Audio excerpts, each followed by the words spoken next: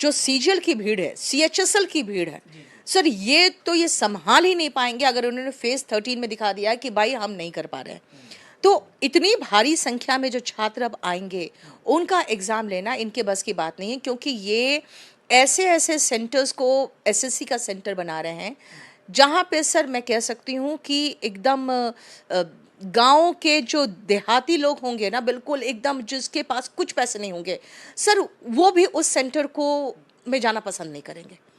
ठीक है, जिनके पास कुछ भी इंफ्रास्ट्रक्चर नहीं है वो भी पसंद नहीं करेंगे, क्योंकि सर वहाँ पंखा नहीं चलता है। अब एसी तो छोड़ दो, अब एसी की तो उम्मीद ही नहीं कर सकते, फैन नहीं चलता है वहाँ पे। एक सेंटर का फोटो मेरे पास आया है, एग्जाम जिस दिन है उसके 2 दिन पहले वहाँ पे टेबल्स बन रहे हैं। इसका मतलब है कि वो 2 दिन के अंदर ही वहाँ पे वो सारा सब कुछ फिटिंग करेगा।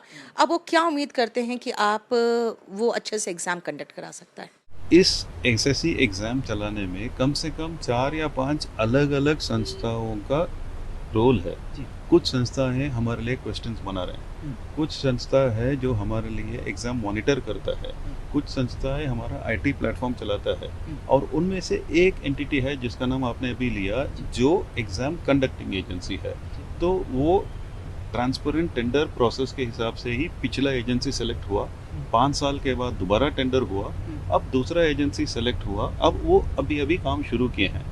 तो अभी मेरा तो यही, ये डिफेंस में तो मैं नहीं कहूँगा, अभी शुरू हो रहा है, तो पहले एग्ज़ाम के लिए इधर उधर स्टेंटर्स की कमी के कारण लोगों को थोड़ा दूर जाना पड़ा, लेकिन हर इसका भी उनको पेनल्टी होगा, और हर एग्ज़ाम में इसको कम करेंगे जब ज़्यादा सेंटर मिलेंगे, बढ़ेंगे।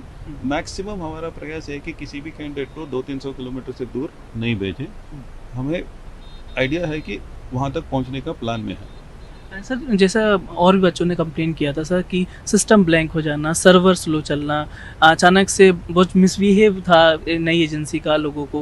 उनका कहना था कि ऐसी एजेंसी को क्यों काम दिया गया जिसके पास इतना बड़ा एक्सपीरियंस ना हो, क्योंकि अभी आपको तो सीजीएल का करवाना जहाँ पे 35 लाख बच्चे बैठते हैं, अभी ये कम बच्चे बैठे थे, कैसे होगा आगे? यार, एजेंसी का सिलेक्शन जो है एक ट्रांसपेरेंट टेंडर प्रोसेस पे है, जहाँ वेटेज अपने टेक्निकल स्किल के लिए भी होता है और फाइनेंशियल बिड के लिए होता है। दोनों को मेजर करके QCBS बोलते हैं इसको, ठीक है। अब अगर आप बड़े संस्था हैं, कई एग्ज़ाम किया है, तो आपको ज़्यादा नंबर मिलेगा, आपका एक्सपीरियंस कम है तो कम नंबर मिलेगा, लेकिन ये मेन नहीं है। पूरा एक strong technical committee IT ministry के एजेंसीज के थ्रू कि इनका प्लेटफॉर्म कैसा है, इसको बाहर से, मैं तो यही कह रहा हूँ, आजकल एग्ज़ाम में चोरी जो है ज़्यादातर टेक्निकल बात है। आप जाके एक कंप्यूटर सेंटर पे एग्ज़ाम लिख रहे हैं, हो सकता है कि कोई बाहर से, अगर सेंटर वाला चोरी करें तो बाहर से कोई आपका कंप्यूटर का कंट्रोल ले सकता है, आपके मशीन में इंटरनेट चला सकते हैं। तो वैसे ही पूरा हम technical approval of the software लेके ही हम करते हैं। तो टेक्निकल और फाइनेंशियल बेसिस के बेसिस पे ये चुन गया।